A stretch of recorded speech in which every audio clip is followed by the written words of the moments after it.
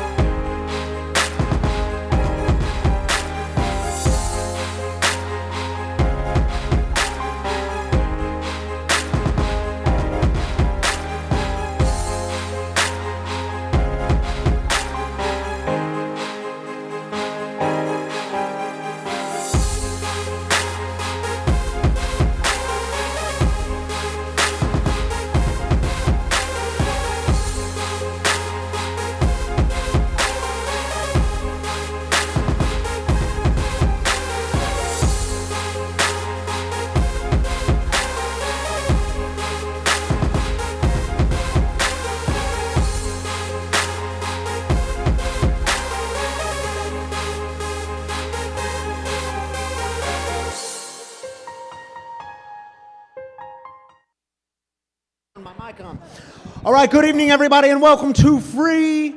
I'm Ryan, and I'm the pastor here, and it is so good to be with you on another Saturday night here in Denver, Colorado. And if you're watching online, if you're joining us online either tonight or throughout the week, hey, welcome. Welcome to Free. We're glad you're part of this community, wherever you are, in a sober living house or your kitchen or living room or bathroom or wherever people hang out and watch the service. So we're glad you're part of this community. Just to remind y'all, we are a community for addicts, loved ones of addicts and spiritual refugees. And what we do here is break the silence of addiction and create space for healing, recovery, and spiritual connection. Now, what's the one thing we don't do here on three? 1, 2, 3. We don't do shame. Yeah, we don't do shame here. Francis, you like that? That was for you, buddy. All right, a few things coming up that Noelle is going to tell you about. Noelle, take it away. Thanks.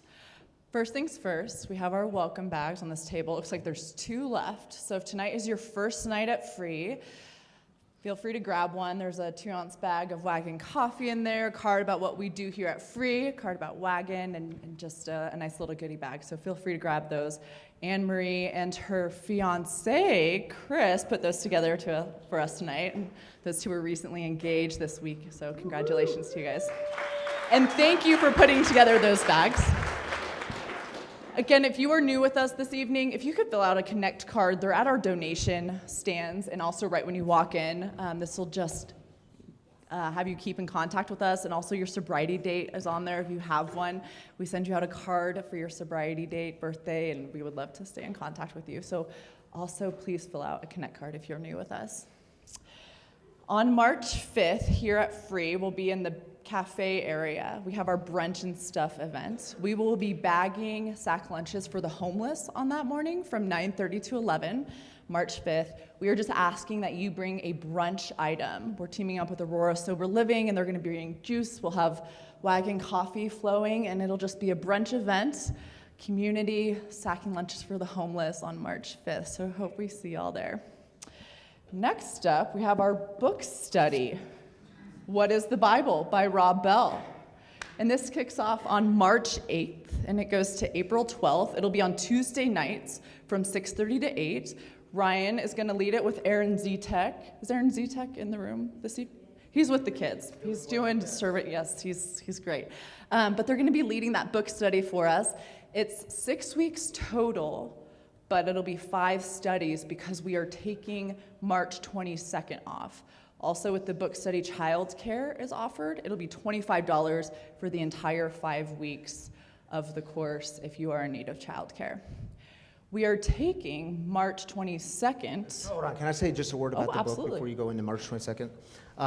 If you want to be part of this, just jump on Amazon or wherever you all buy books and buy the book. It's called What is the Bible? And read for the first week the intro and the first chapter. Mm-hmm. Now, how great is this first chapter? Let me just read the Moses and his moisture. Yeah. So read that. It's only like 17 pages. Y'all are going to dig this book. I mean, he just breaks it down in such simple and transformative ways. And really, I hope y'all come and join us. It's going to be all kinds of fun. And y'all have been asking so many questions about the Bible, so that's why we're doing this. So read the first 17 pages, the introduction, and the first chapter. Be here Tuesday night, March 8th.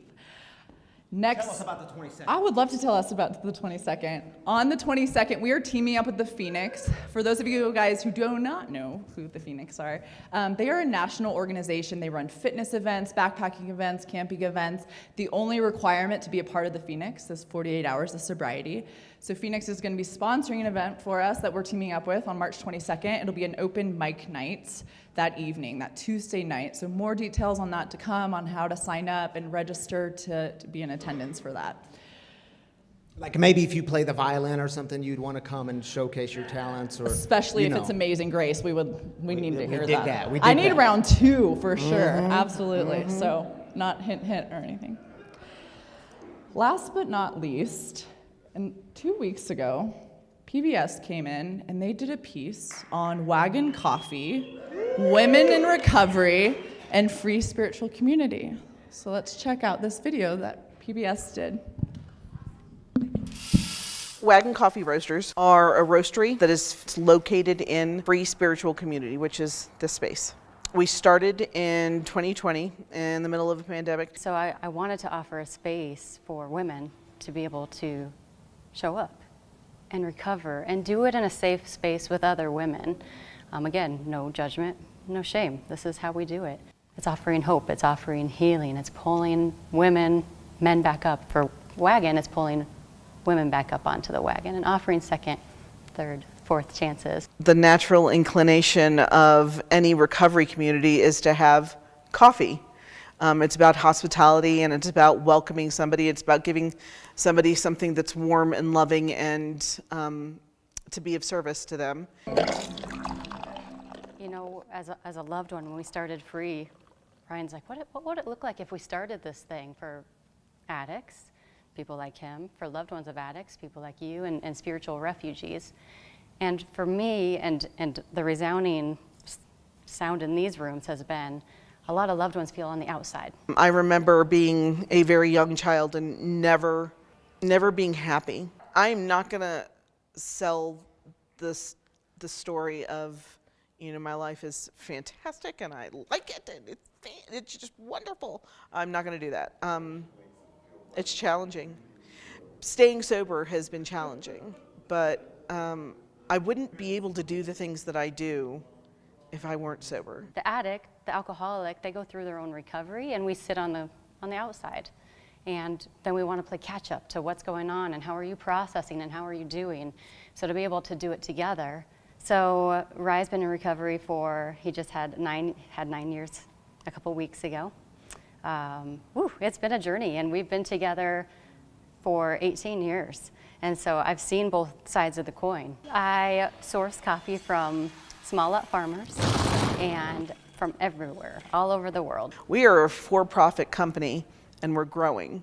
And you know, people are buying our beans and buying our coffee, and they're going, yes, oh, this is above and beyond coffee. This has meaning to it. We're getting coffee from Brazil, Guatemala, Nicaragua, Ethiopia, Bali, Papua New Guinea. I love coffee. I'm passionate about coffee. I'm knowledgeable about coffee, but it's the people at the end of the day that I love and that I want to make a difference for. Woo-woo!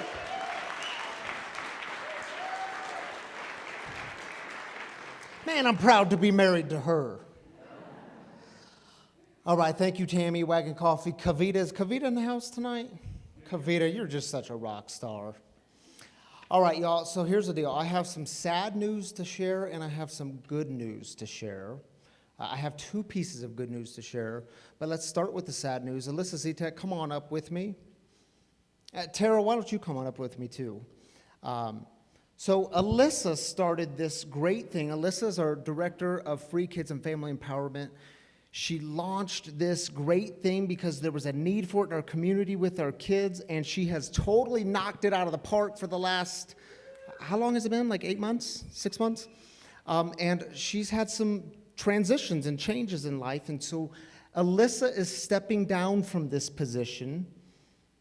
Tara Mastracchio is stepping up in this position, but I wanted to, can we clap for that?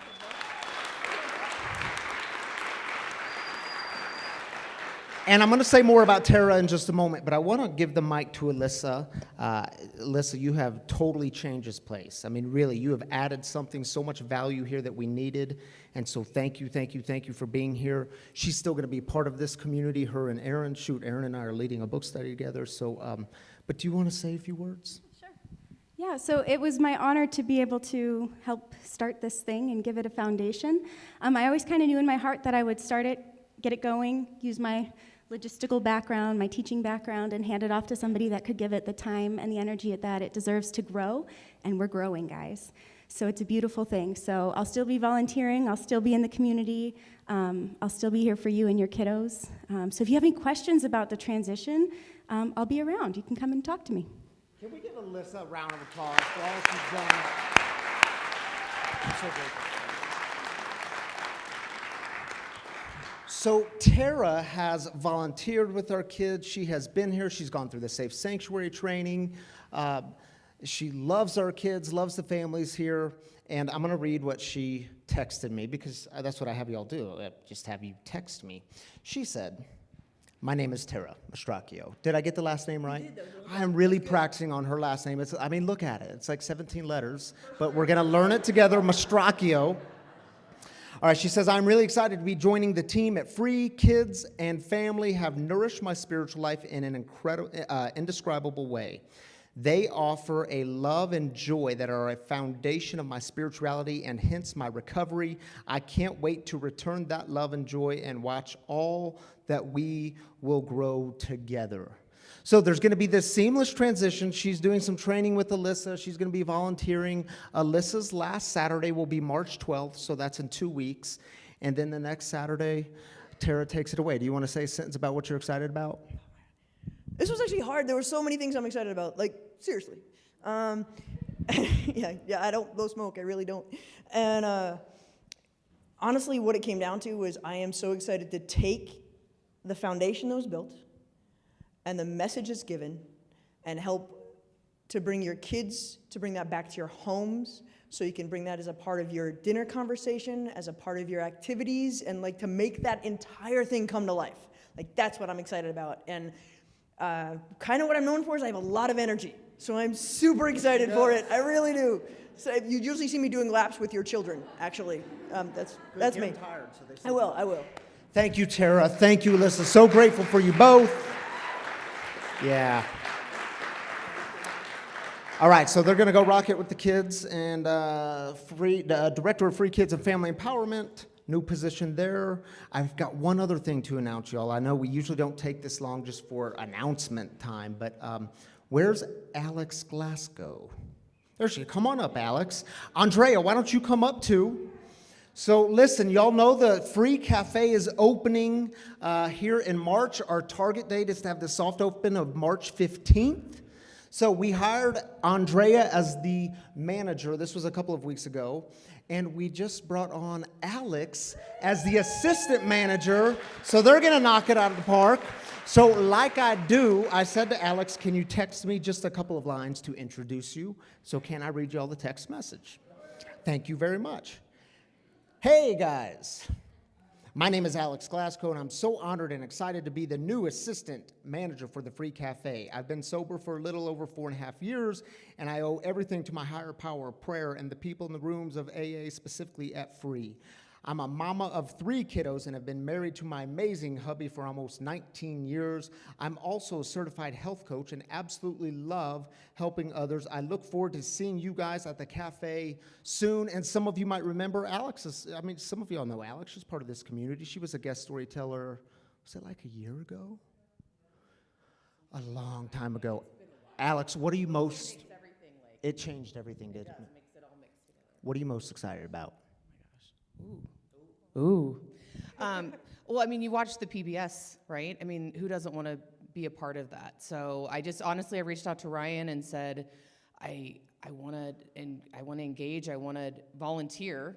And we sat down and had this amazing discussion. And he said, well, what about doing something like this? And the fact that I get to give back to the community that is the reason I stand here today as the woman I am today is the greatest feeling of all. So I have a lot of energy too. I'll run behind you. I am super excited. We're gonna dance a lot. Come to the cafe. Let's have some fun. Let's make some cool drinks that are non-alcoholic because we're not going there. And but this is gonna be amazing, and I'm just so honored to be a part of it. So thank you. So happy. Andrea, so happy for you too that you're here. Y'all are gonna rock it. Thank you for being here. Whew, there's a lot happening in this community, y'all. This is what happens when communities grow. Okay, so y'all know that we are in week 3 of this 4-part series on codependency, and it was a little bit ago, we did a video with John and Carrie Allison, who I believe are here. I mean, I saw them. Are they in the room tonight? Yeah, I want y'all to take a little look at this video. It's just like a minute and a half, and then we are going to get into celebrations. Are you ready? Take a look. And is it because I think you all used the phrase, you were addicted to the addict? Yes. Is it because you were so consumed with, is she okay? What's happening right now? Yeah, it was just, where is she, how is she? When she was happy, I was happy. When she was down, I was down. It was kind of an enmeshment of, being like, I became part of her, like her sadness became my sadness. And I don't know how to explain it really, but we were addicted to the addict. Yeah. Like all our waking thoughts were about, how is she? Is she okay? And what could we do next? It was always I was doing something. I was preparing every day. Every time I plan my day, I planned on something bad happening tomorrow. It was stressful. So when I would plan my week, I said, okay, I need to do everything Monday and Tuesday because I don't know what Wednesday and Thursday is going to bring. So I would always be planning for something that hasn't happened yet. So living in that constant trauma. Yeah, it's always, yeah. It was.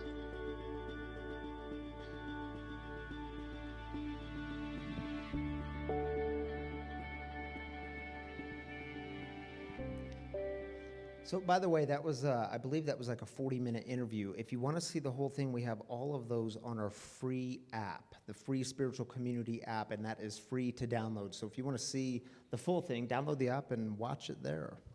All right, y'all, how we get started in this community, and I know we're like 15 minutes in, but how we get started is by celebrating together. We lift up the good stuff. The sobriety anniversaries, the birthdays, the new babies that are born, the new jobs that are being worked, the new, whatever it is new in life, we lift it up and we believe that God celebrates with us. We do not skip the hard stuff. We just don't start with the hard stuff. So here's how it works. You get 3 minutes. Take 3 minutes. For those of you online, get vulnerable. Put your celebrations in the Facebook comments, the YouTube comments, wherever you are watching from. If you're here live, Derek has a mic. He'll just slip up your hand and he'll give you the mic and tell us what you're celebrating because we want to celebrate with you. So take 3 minutes, y'all. Hello world, wake me up to another good morning, time to go. Got that smile upon my face, cause there's excitement in the chase, this I know. Yeah, I'm going for the ride and find myself, I am alive and I soar. Still I run towards the wind and let the challenge draw me in, cause I want more. Oh, we are all looking for adventure. We are all looking for adventure. We are all looking for adventure.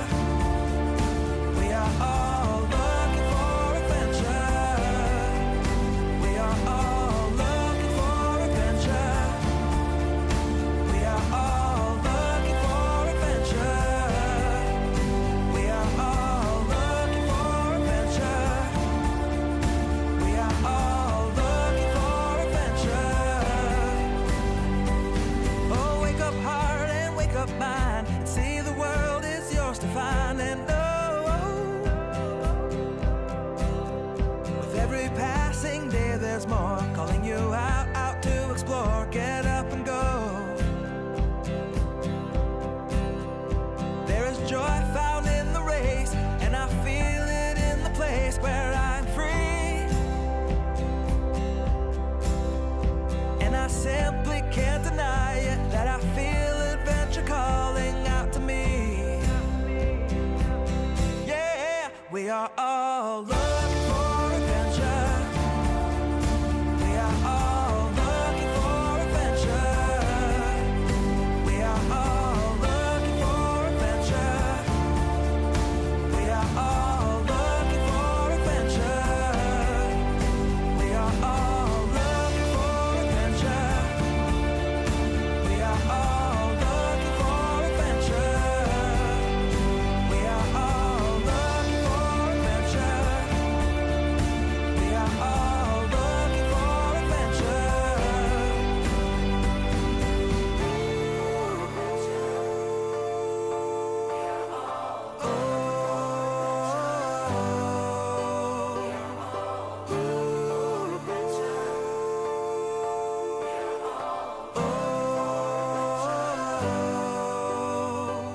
And I'm living free, living free, living free, and I was meant to be.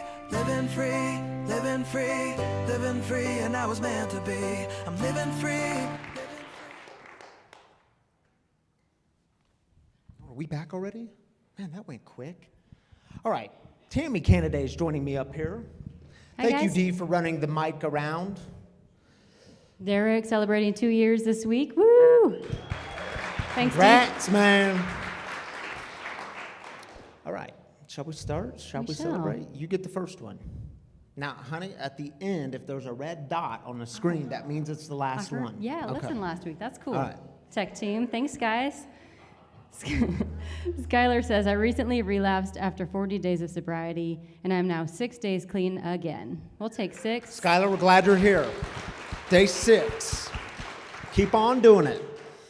All right, Jackie says, one of my friends from work celebrated 4 years sober on 2/22. Jackie will celebrate that friend with you. Thank you for sharing that with us.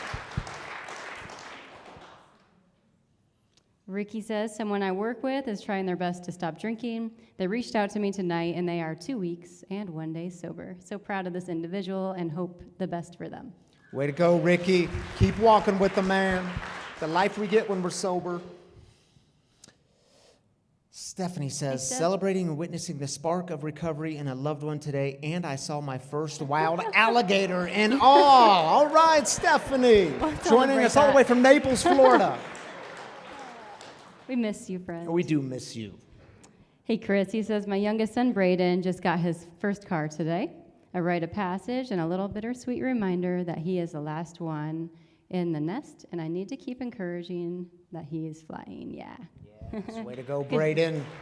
Be safe out there, Braden. Yeah. Christy says, thankful that Jennifer's mom's back is healing and she is able to do more things every day. Christy, we're celebrating Jennifer's mom with you. Thank you for sharing that. Thank you all for joining us online. It's good to have you here. All right, you take that. Thank you, Tammy. She makes such good coffee. She is going to get me some more of that coffee. She's just the best, just the best. All right, y'all, we are in week 4 of codependency, loving them without losing yourself. So take a little look at the video that we've been showing throughout this series.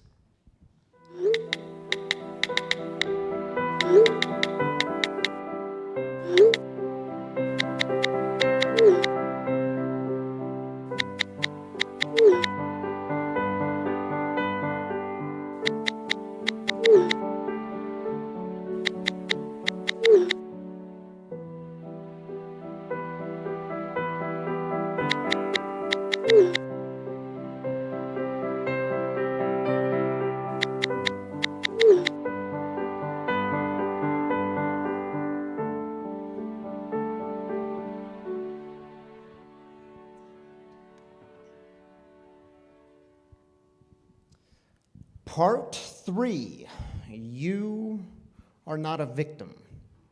Now, the Archbishop Desmond Tutu, he was put in charge of the Truth and Reconciliation Commission after the atrocities of apartheid in his country, and it was to bring healing to his country, and he was asked what kinds of people he wanted to serve on this commission. He said, I want the victims. I want those who have been raped. I want those who had seen their parents killed in front of them. I want those who had had their homes burned to the ground. But he says, if they are to be on this commission, they must not have stayed victims. They must be people who have forgiven their oppressors. And then he said, they will be the wounded healers of South Africa. My brothers and sisters, I know that some of you have been through some things. You have done some things, or some things have been done to you. And don't let that steal your story. Don't let that steal your human dignity. Don't let it continue to put up those unhealthy behaviors that you live into in your relationships. In fact, get serious about breaking those unhelpful, unuseful, totally destructive patterns of behavior.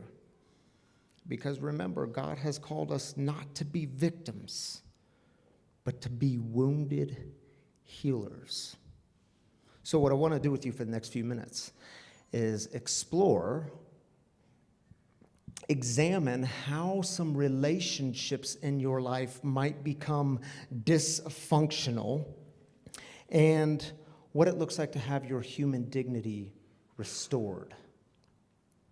So, has anyone heard of the Karpman drama triangle? Any psychology folks out there? The Karpman drama triangle. Do we have an image of it for the screen? So his name was Dr. Stephen Cartman. He developed this back in the 1960s, and this model has been widely used in psychiatry to help us understand relationships and how they function and the roles we shift in within this triangle. So here's how Dr. Cartman describes some of this. First, the victim, and the victim is at the bottom of the triangle. He says the victim in this model is not intended to represent an actual victim, but rather someone feeling or acting like one. Anyone been there? The victim seeks to convince themselves and others that they cannot do anything. Nothing can be done. All attempts are futile despite trying hard. As such, the victim's stance is, poor me. Yeah, some of y'all have been there. The rescuer. Who's been the rescuer? The rescuer's line, so that's the top left of the triangle. The rescuer's line is, let me help you. A classic enabler, the rescuer feels guilty if they don't go to the rescue and ultimately becomes angry and becomes a persecutor as their help fails to achieve change. It keeps the victim dependent and doesn't allow the victim permission to fail. When they focus their energy on someone else, it enables them to ignore their own anxiety and issues. Who's been there? You focus on helping them so you don't have to deal with what's happening in here. The persecutor. All right, the persecutor insists it's all your fault. It's all your fault. The persecutor is, take a deep breath, controlling, blaming, oppressive, angry, authoritarian, rigid, and superior. Anyone a persecutor? But if blamed in turn, the persecutor may become defensive and switch roles to the victim. If attacked forcefully by the rescuer and or victim, in which case the victim may also switch roles and become the persecutor. Do you see how this stuff is so messy? Do you see that when it comes to the triangle, how some of us can really navigate it with ease and we can jump with such speed, right? I mean, this stuff is messy. And codependence. Interesting folks, aren't they? Shall I say we? They rescue, then they persecute, and then they become the victim. Isn't it true? I mean, we rescue, and after we rescue the one that so badly needs our help, well, we move to the persecutor. And we start telling them why it's all their fault. And why can't they get this stuff? And why can't they see what they're doing? And then after that, they're not even grateful for our rescue. They're so ungrateful. And then we're now the victims. And what happens when we become the victim? Oh, we moan and complain, don't we? You ever hear people say this? Why does this always happen to me? Look at my relationships, and y'all, I'm not talking just about romantic relationships. I'm talking about your family relationships, your work relationships, all the relationships you have in your life. Why does it always happen to me? I got trampled on again. I guess this is my plot in life. I guess this is who I am. I guess this is my cross to bear. And then you wonder where shame comes from. Look, if you are living in this triangle, if you are navigating quickly, moving to each of these roles, you are fostering self-hatred. So here's an example. One that may or may not be familiar to many of you in this community. It's a story I've heard over a dozen times. A wife is married to the husband, or it could be vice versa, but let's stick with this role for now. Wife is married to the husband who's an alcoholic. He goes on a drinking spree again. It's late at night. She notices he's not home. So she jumps in her car and she's going to go find her husband. It's now midnight and she pulls up to the neighborhood bar and he's in his car passed out. So she gets out of her car and opens his door and pulls him out of his car and puts him into her car, and they drive home. And then she helps him stumble up to the bedroom, and she tucks him in nicely and tightly and neatly. And she even gets a glass of water and puts it on a nightstand so that when he wakes up in the middle of the night thirsty, he will have some cold water beside his bed. And he does wake up the next morning, and when he wakes up, she lays into him. how could you do this to me again? You know I hate getting out late at night trying to find you. You know what I had last night and the plans I had to cancel, and you did this to me again. And do you think he's happy about it? Do you think he said, honey, thank you for rescuing me? No, he's angry at her. Why'd you come get me? No one asked you to come get me. I didn't call you. You didn't have to do that. And now she's the victim. Why do you always do this to me? Poor me. This must be my plot in life. This must be my cross to bear. My brothers and sisters, do you see how destruction and violence and dysfunction just stays in a cycle? It just circulates. Is that the life you think God intended for you? I mean, really? Do you think this is your plot? Do you think this is your cross to bear? Stop victimizing yourselves. You, my brothers and sisters, are not victims. You see, what would it look like for you to enter into cycles of peace in your relationships so that your human dignity might be restored? You know, Bianca, our guest storyteller last week, she asked a great question, and I want to ask the same question. Do y'all remember when she said one of her mentors asks her all the time, where is God in all of this? So let's ask that question because it's a good one. Where is God in all of this? Because, see, the truth is, sometimes religions, they pull us and they invite us forward. But sometimes religions, they stop the forward movement or they're resistant to God's healing work in the world. But here's what I'm convinced of. God is always at least one step ahead of us. God is always working ahead of us despite what religions might do or say. So I want to look at a couple of scriptures with you to see how this might demonstrate itself. Some of you probably know this scripture. It's well known in our culture. In fact, it's thrown around so freely. It comes from the book of Exodus, the second book of the Old Testament, or the second book of the Hebrew Bible. And it's one line, and it says, do we have it? An eye for an eye, a tooth for a tooth.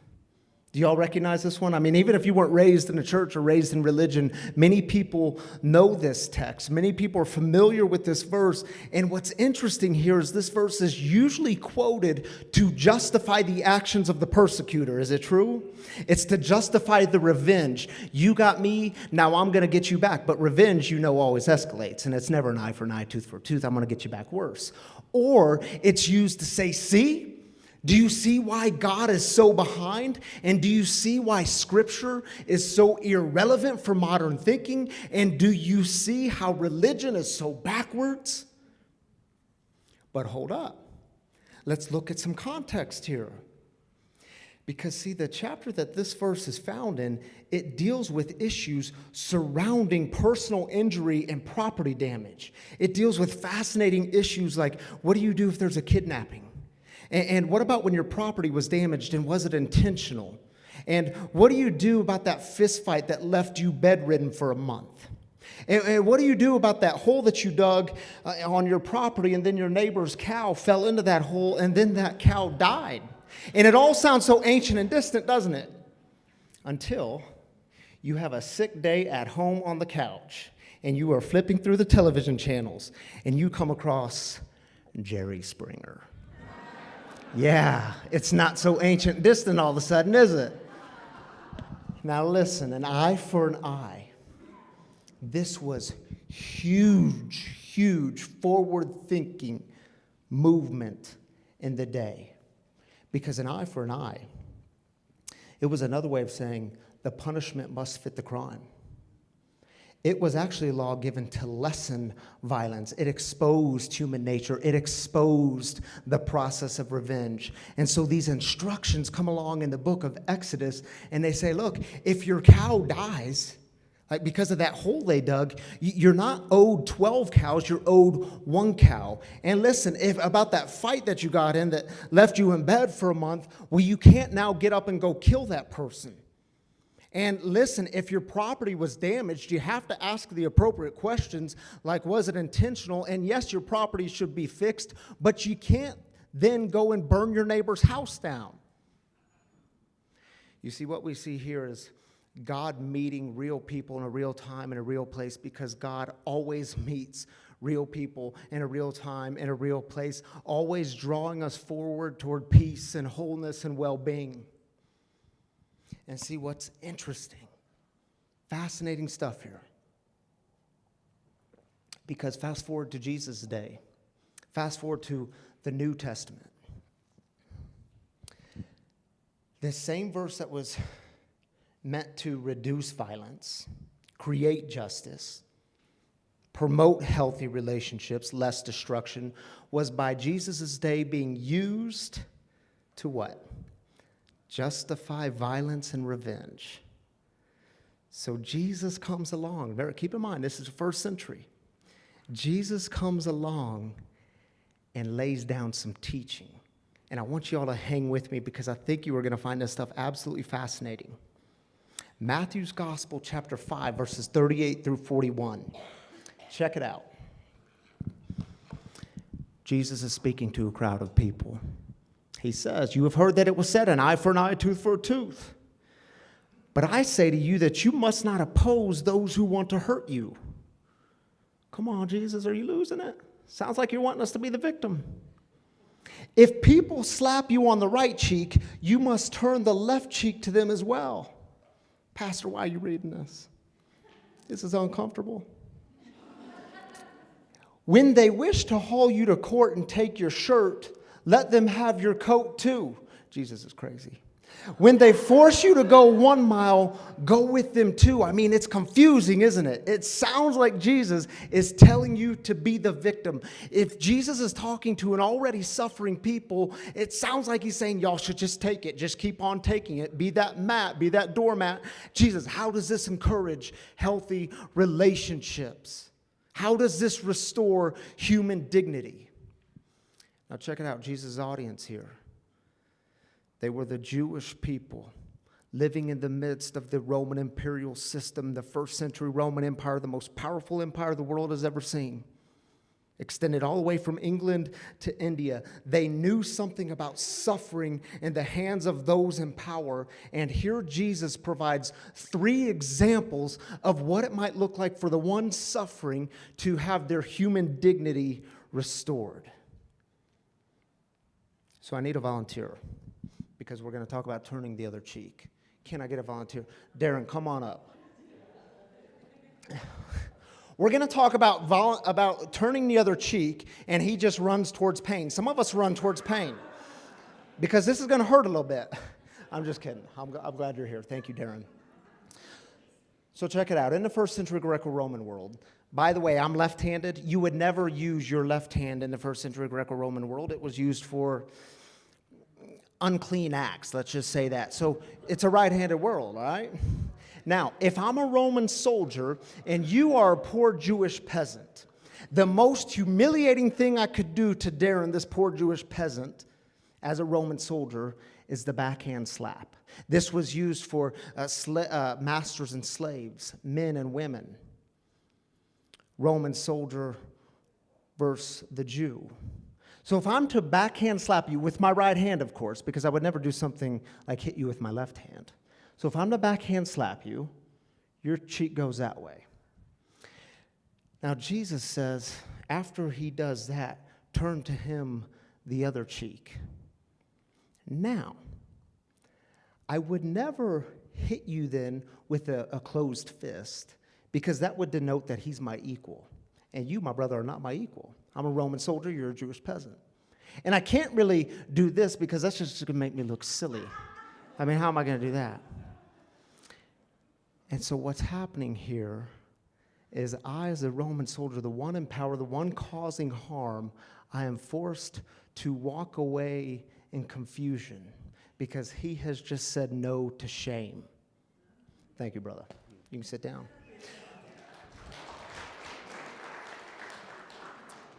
Why does Jesus say turn the other cheek?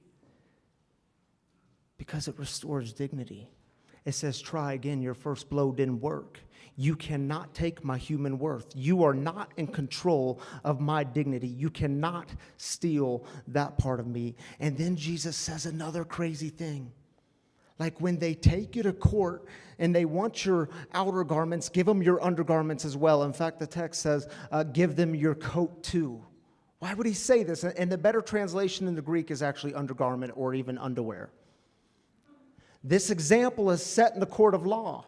It's a situation that Jesus' audience would have been really familiar with. The debtor goes deeper into poverty, and now they're taken to court by the creditor, and they can't, of course, afford anything. And the creditor's saying, you need to pay me up. And only the poorest of the poor would have their undergarments, only their undergarments left to give.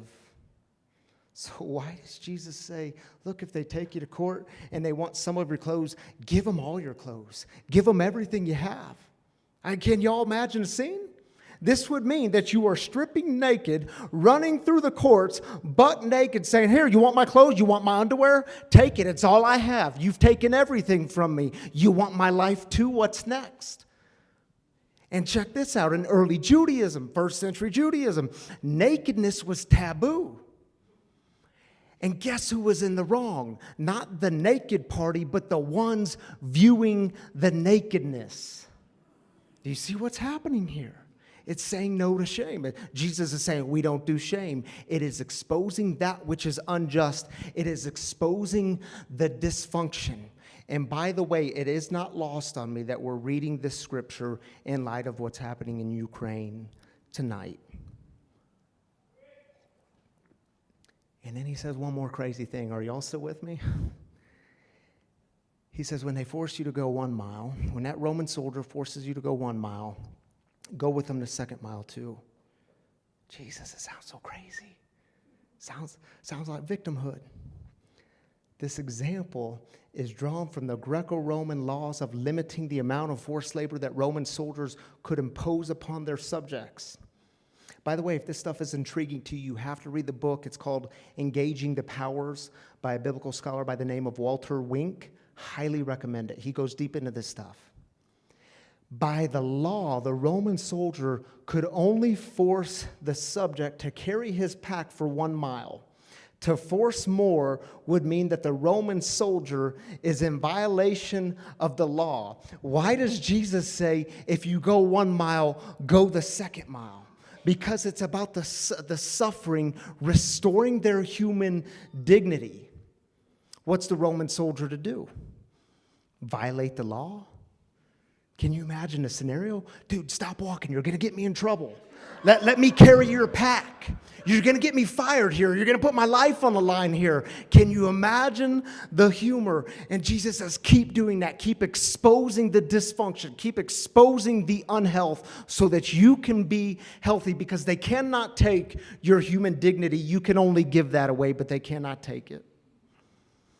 You see, my brothers and sisters, God created you with so much resilience and power, and what you do with that power matters.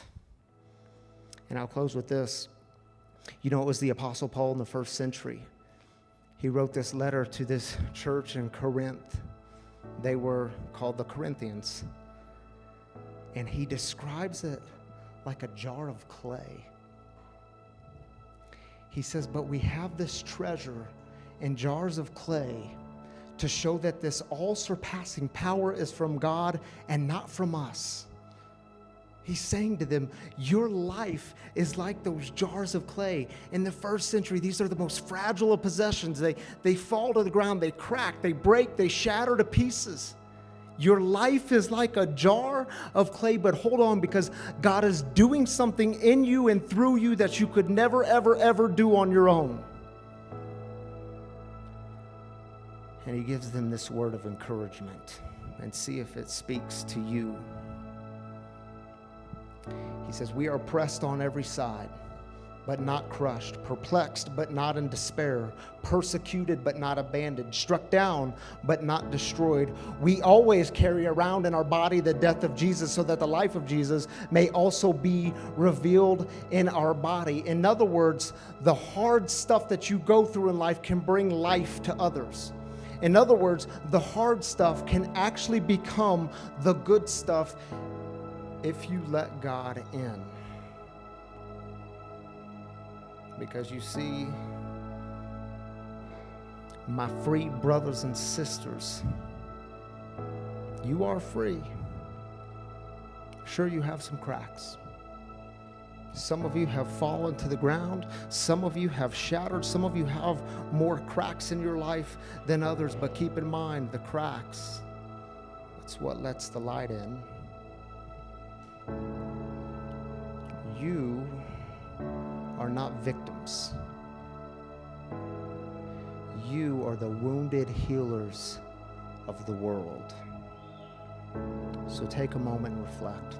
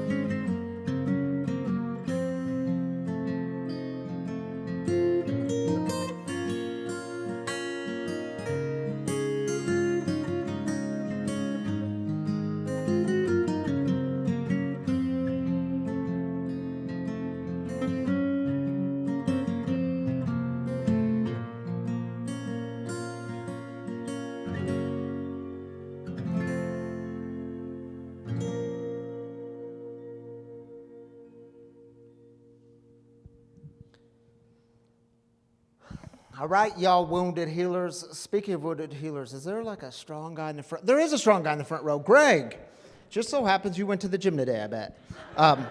Could I get you to lift? I mean, this thing is just kind of heavy. Could I get you to? Yeah, could you? It weighs about 1,000 pounds, but he treats it like it's nothing. All right, y'all, if you're new with us tonight, I want to let you know that every single Saturday night we have a guest storyteller in the house. And tonight, our guest storyteller, to reflect on some of his experience around this issue of what we're calling codependency, it's Josh Miller. Josh Miller is the the Referent. Say it for me again. I'm trying to get the title right.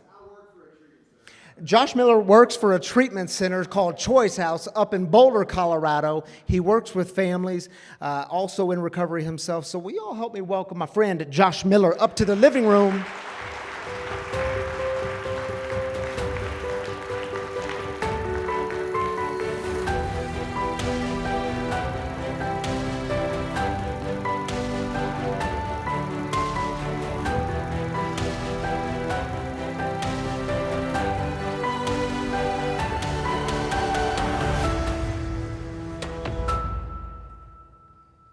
I have it in my notes. That's bright. Yeah, it is bright. So that's what I was saying. When you're actually sitting up here, we can't see most of you, which may or may not be a good thing, right? Yeah.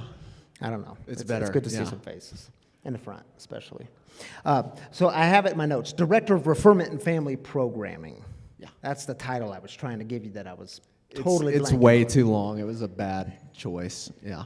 Well, it happens. It happens. I mean, we got Noelle here, who's the Vision Implementation Lead. Try to remember that title. I like that one better. Yeah. I'm going to change it to that, actually. All right, dude, so let's jump into it. You went to your first rehab when you were 21 years old. Yeah. Finally got sober at the age of 28, so it only took you like 7 years in between the first rehab. But I want to hear some of that experience, but also some of the experience that you and I were talking about with your family and how they didn't know what to do because this stuff doesn't come with a playbook. Yeah.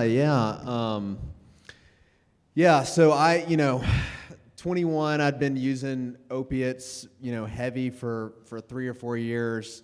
I'm really suffering. I'm really struggling, and I reach out for help, and I get into a 30-day treatment center. Probably a few other people have been to 1 or 9 of those also. Glad I'm not alone. And man, that was just what we thought you were supposed to do. That thing, we didn't come with a playbook. I just had a son. was 20 months ago. He's 20 months old, and there was no. I mean, they told me not to shake him. They told me that That's a good, lot. dude. Don't do that. But remember that. I didn't shake him. But there was no like, hey, if he has a mental health crisis, if he's suicidal, you know, if he starts shooting heroin, like this is what you do to help your son. There was nothing, right? And so why would my parents know what I needed or know how to help me? And man, I say that to families all the time. It's when we talk about codependency and people being codependent and that potentially like not helping the person that's suffering from the disease of addiction. It's not like, it's not shame. It's not that we're saying you're bad. It's saying you don't know how to help, and why would you know how to help?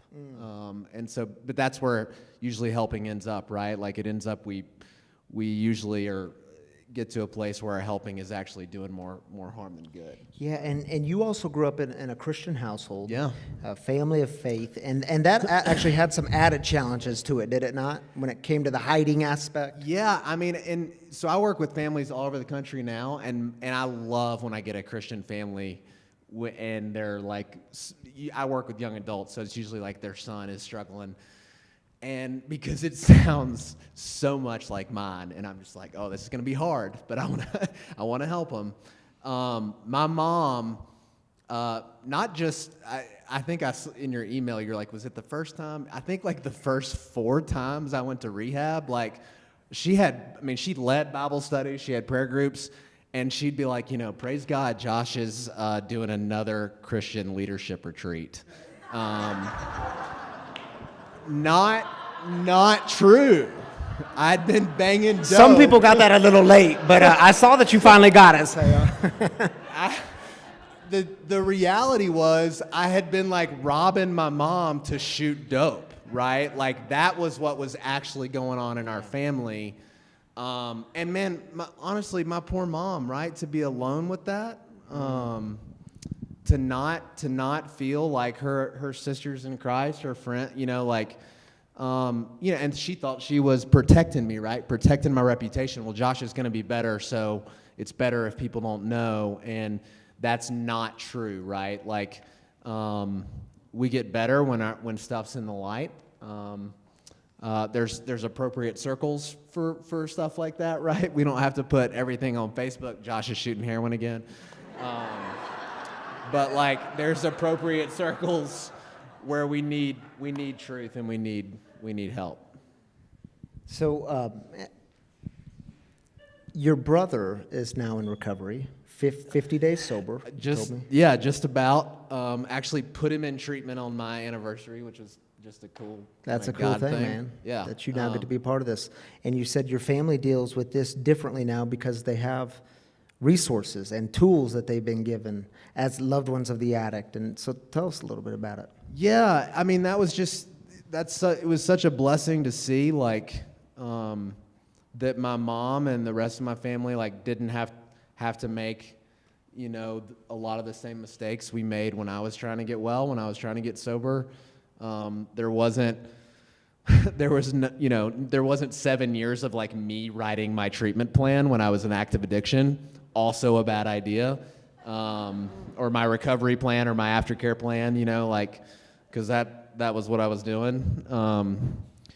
And so with my brother, when we all knew he was struggling and we were all doing our thing, staying in our lane, loving him, speaking truth when we could, and when the moment came for him to get help, man, trust me, he was bargaining, he was asking for what he wanted, but everybody just kind of showed up with love, and we're on the same page, and we said, cool, if you want help, this is what it looks like. And man, he's doing great. He's, like you said, he's 50 days sober today, which is awesome. I'm really thankful. He's my best friend. And my mom isn't living in darkness, right? Like, her prayer group's been praying for my brother for 2 years. And not like she's trying to put, like I said, his stuff all over the streets, right? But like her friends, our family, it was we talk about what's going on. And it's it's made a huge difference. Yeah. So, in working with families, do you see that? Do you see like a shift in their mind, a shift in their heart, a physical shift even when they can bring these things to light? When it's no longer Josh is at a Christian leadership camp, but no, Josh is at rehab because he's addicted to heroin or alcohol or whatever it is. I mean, do you see in your work now? Do you see this shift with families? Yeah, I mean, absolutely. Like, I mean, that's such a common thing of when I talk to, in my case, a lot of times parents, but parents and partners or even kids. You know, I've worked with sisters trying to get their brother in a treatment. I mean, I've kind of worked with all of them, and yeah, there's usually always some compartmentalization of the truth, and or like maybe people know the truth, but they're just not talking about it, right? Like they're not talking about it. They may talk about it real briefly when it hits them in the face, or they've got to, somebody's asking for money. Those texts were so realistic. Y'all had up there, but when people start to realize that they're not alone in this, and that there is hope, and there is maybe a way of doing something different, you kind of see that light breathe again. Yeah, absolutely, Yeah. man. Yeah. So, dude, you said something so fascinating to me when we were meeting this week, that the intersection of truth and love. You said when we operate in the extremes, it's I love you so much, I'm going to let you run over me. Yeah. Or Yeah. the other extreme is you're dead to me, and you're no longer part of my life. You talked about the balance between the intersection of truth and love. Tell us about that. I think that's where God is calling us to be, just in any relationship, but especially like with what we're talking about. I mean, it's imperative. It's the only way forward, and it's hard.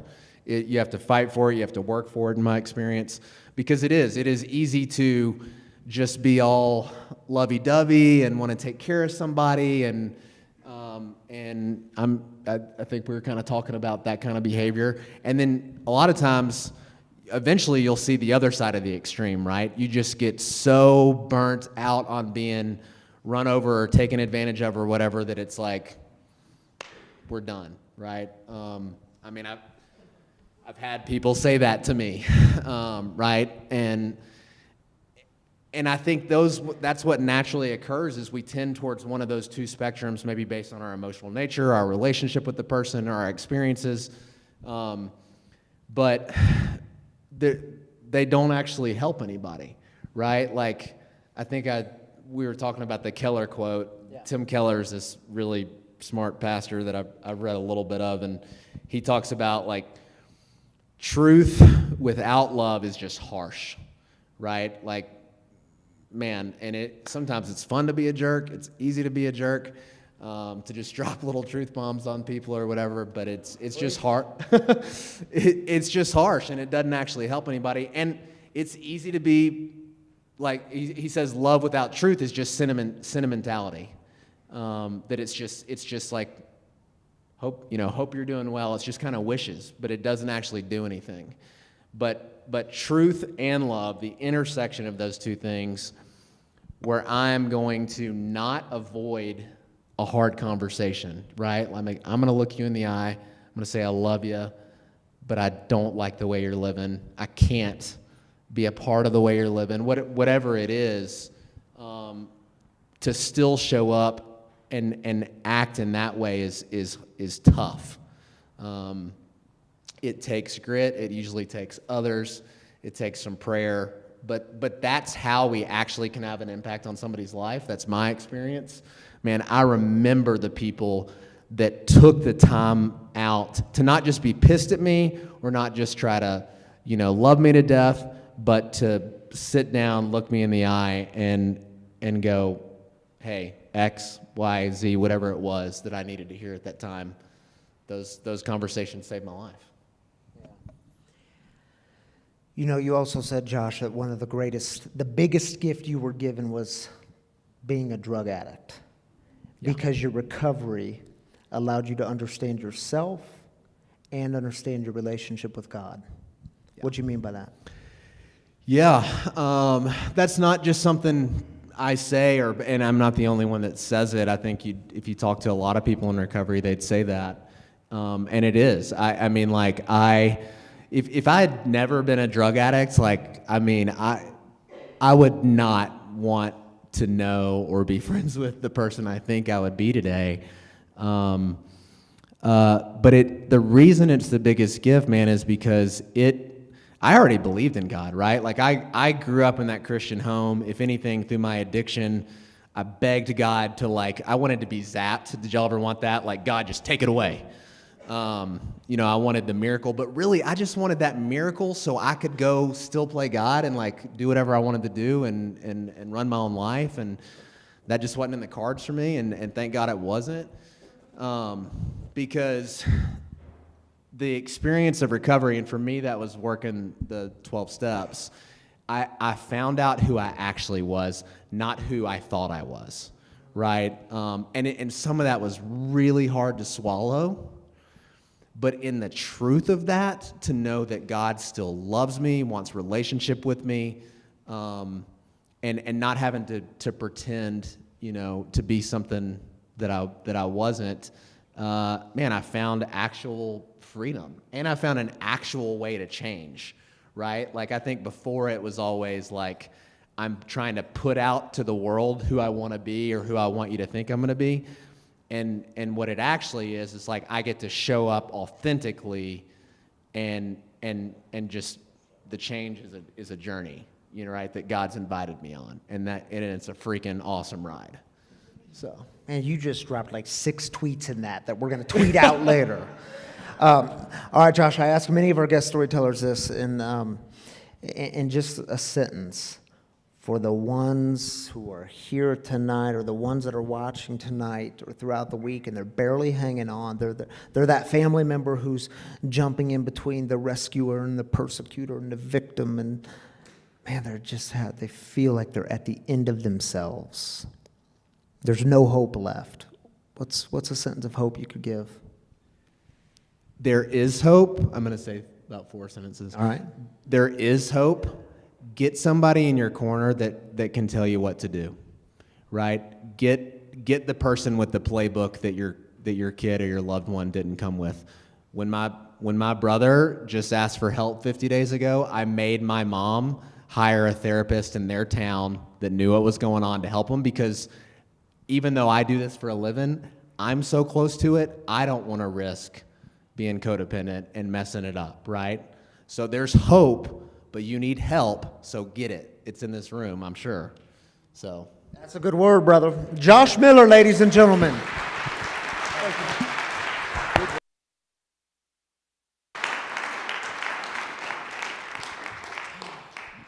Josh, where are you from, dude? Birmingham, Alabama. I heard the southernness there. All right. People would have asked me that afterwards, so it's good to know. Birmingham, Alabama. All right, y'all, the way we close things down here at Free is it's this great reminder that Josh just gave us that you, my brothers and sisters, aren't alone. We don't have to walk this journey alone. We don't have to carry the heartaches alone, the burdens. We don't carry them alone because we suck at doing that alone. We weren't created for it. We were created with a lot of power and resiliency, but not created to walk this journey alone, and those two things are different. So what we do is we take these burdens and we share them with one another, just like we do with the celebrations. And we believe that God joins with us in this because God is always near the brokenhearted. So take 3 minutes. Again, get vulnerable. In this room, get vulnerable. Let us in. If you're watching online, just drop them in the comments. We have a prayer team here who's going to lift you in prayer throughout the week. We have a whole community here who is going to drop you a love message. What do you call it? A message of encouragement, text you, whatever it is. A love message. Who says that? All right, y'all, let's take 3 minutes and bring in your heartaches and let God join with you too. Let's take 3.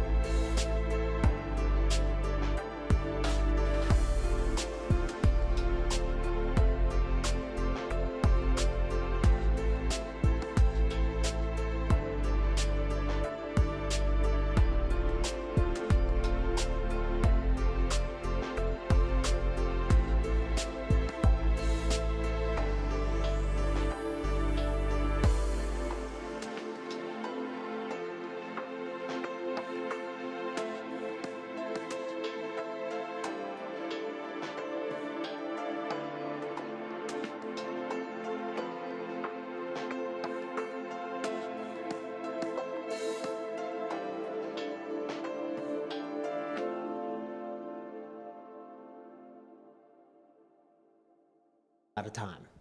You have to bring it to the community afterwards. Peyton, you gonna join me up here, brother? I will. Come on up. Okay. Maui and Sons. All right. Try to be colorful. It is colorful and old school. All right, dude, you take the first one. We'll go back and forth. We're joining our online community because they're part of us. They're part of this community. Cool. So you take the first one. Thank you.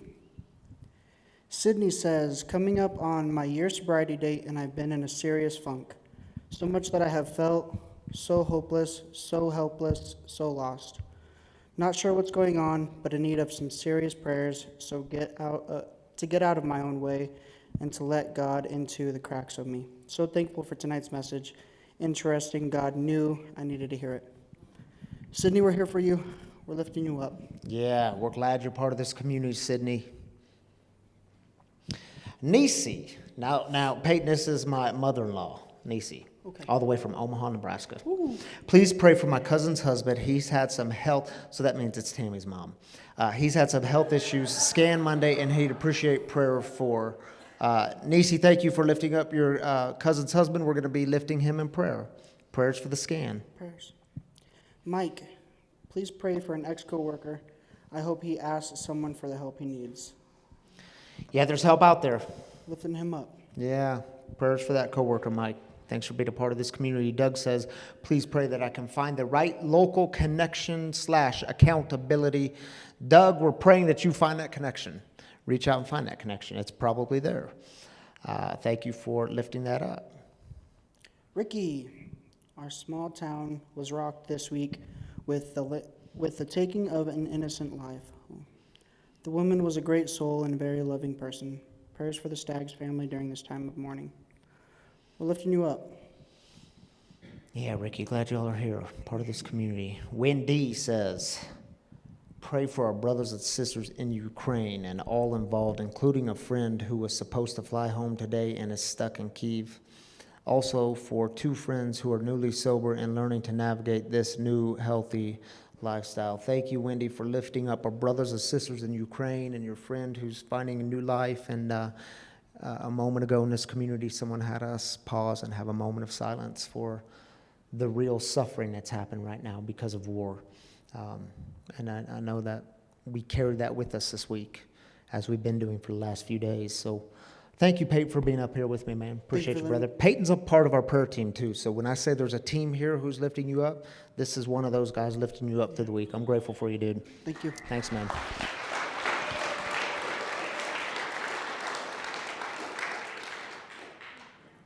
All right, y'all. It's almost 8:15. We got 4 minutes left. I have the burden of an undelivered sermon. I'm just kidding. Just kidding.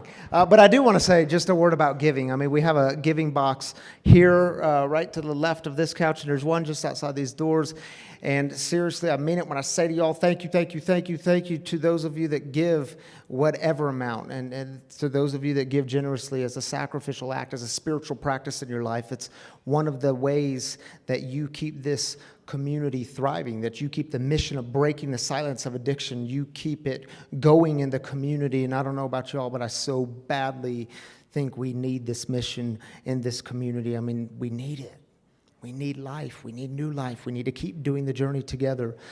So if you feel inclined to drop a donation, please do. If you feel inclined to do that online through the digital world, there's 3 ways to do it. You can go to the free spiritual app. I mentioned that before. It's a free app to download, and you can do it right there one time or monthly or bi-monthly, however you want to do it. The same thing on the Free Spiritual Community website, freespiritualcommunity.com/give. You can do the same thing there, or text the number on your screen.